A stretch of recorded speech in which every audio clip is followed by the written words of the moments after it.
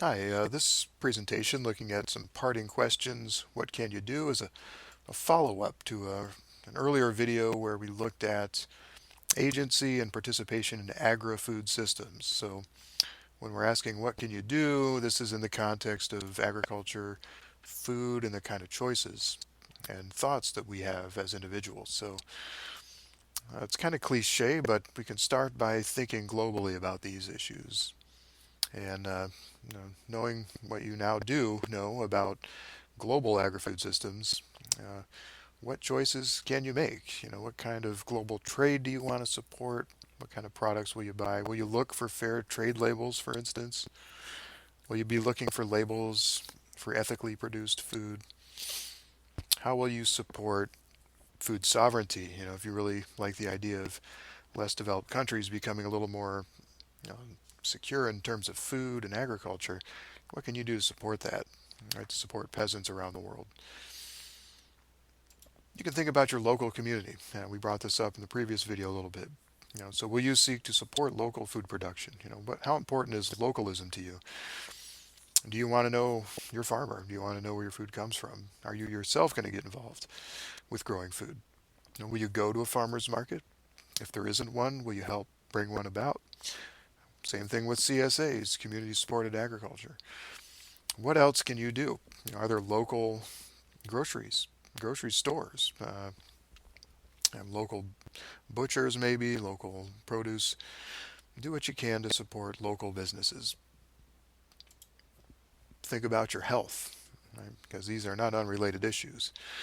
And our current conventional agri-food system not only is unsustainable in terms of the environment, in terms of social equity, even in terms of the economy, but our own health is suffering because of the kinds of foods we're eating. So, when you think about the varieties of food you eat, when you pay attention to the nutrition content, uh, be aware of the risks of what we call hyperpalatable foods.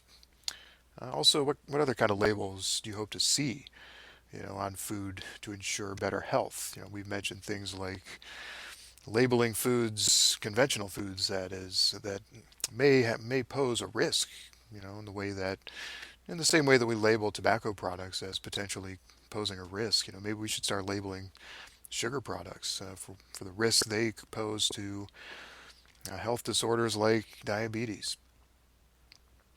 Are there specific foods you might want to avoid to protect your health going forward, or maybe moderate a little bit? That's the other thing. When you're trying to make personal changes, it doesn't have to be all or none. What kind of baby steps can you take? You don't have to do a complete 180 overnight. Where do you stand on animal rights, animal protection, in terms of agriculture and the treatment of animals? Are you kind of disgusted by CAFOs, or are you willing to accept that, as a price for cheap meat? These are questions that people always have to think about and balance, their own needs with their values. And are you willing to make dietary changes? Are you willing to pay more for ethically produced food? What kind of labels do you want to see, ensuring the ethical treatment of animals? Maybe you just don't want anything to do with animal products. Right? Maybe you want to be vegetarian or vegan, or at least maybe look to source things locally or more sustainably. There you might look towards organic solutions. Are you comfortable with agricultural products that come from CAFOs? Maybe that's something that's sort of just a model we should move away from. Few people find a lot of value in the CAFO system. Just know that you have alternatives and try to become aware of what they are. Think worker justice. Think people too. We have to. It's another part of the ethical dilemmas we've been facing thinking about agri-food. So, what do you think about the issues related to agricultural workers and owners and managers, for that matter? Do you want to see family farms thriving, or if we move to a corporate agricultural models, what kind of protections can we put in place at least to ensure agricultural workers aren't contaminated by poisonous pesticides, or you know air emissions if they work with animals, because there's a lot of respiratory diseases related to that. What can you do to ensure the health and safety of agricultural workers? And how can you be sure they're fairly compensated? So, when it comes to pay, how do we make sure that, one of the current practices is paying people under the table and giving really low wages? How could we ensure that, we can have fair wages for agricultural workers? And what labels could we use? What can you do to promote the use of such labels?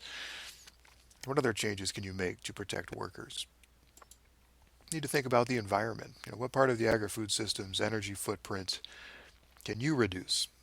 Right? So if you buy local, maybe you reduce a little bit of the food miles, but remember, a lot of food is the energy footprint comes from things like refrigeration. So, maybe you can buy fewer refrigerated items at the grocery store, right?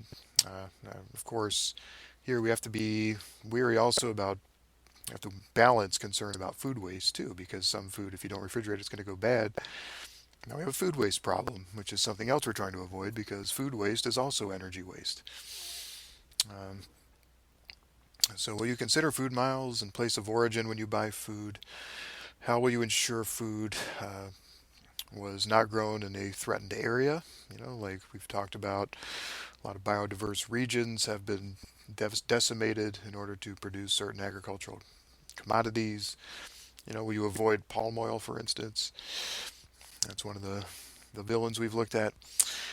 Are there just products you can avoid that threaten the environment? That's just something to think about. Now think about truth, right? Because a lot of what we've been talking about with agriculture and food is, disguised by a veil, right? All the problems that we've kind of discovered have been conveniently, hidden from you, and that's not by accident because a lot of food companies simply don't want you to think about where your food comes from because you would be offended by it, right? So, you know, people should be given the right to know the truth and do with that what they will, make choices, that are in line with their values. What can you do to help expose misinformation or disinformation around agri-food issues? That's something. Again, consider we don't want to just bombard people with information or attack them, but we want to do our best to remove the veil of how food is made. How will you help educate society about important agri-food issues? Will you yourself become an educator? And so think action, right? Ultimately, it's what we do that matters, not what we think. So what can we do together that is more powerful than what we can do alone to reinforce that idea of surrounding yourself with people with your values and people who can support you, right? Provide a support network for the kind of changes you like to see happen. And how can you provide that support to others? What can you do to support non-governmental organizations that already exists, right? There are a lot of groups and agencies out there that are already advocating for a lot of the changes we've been discussing. What can you do to help them, even if it's just writing a check? But sometimes it's more than that, knocking on doors, participating in fundraisers, going abroad, and just directly helping people. What can you do to support agencies? And what can you do to support political actors that represent your concerns? Will you campaign for them? Will you raise money for them? What can you do? And, we'll leave you with this quote from Margaret Mead. Never doubt that a small group of thoughtful, committed citizens can change the world. And as she says, indeed, it's the only thing that ever has. So we don't need to go it alone. We don't need to do it all overnight. But we have a lot of options on the table here. And hopefully I've given you some things to think about, even if they're small, changes you can make so we can improve agriculture and the food system on which it depends, which depends on agriculture. So thanks for listening to these videos and presentations. Hopefully this has been valuable and helpful to you. And I wish you well on your journey. Thank you.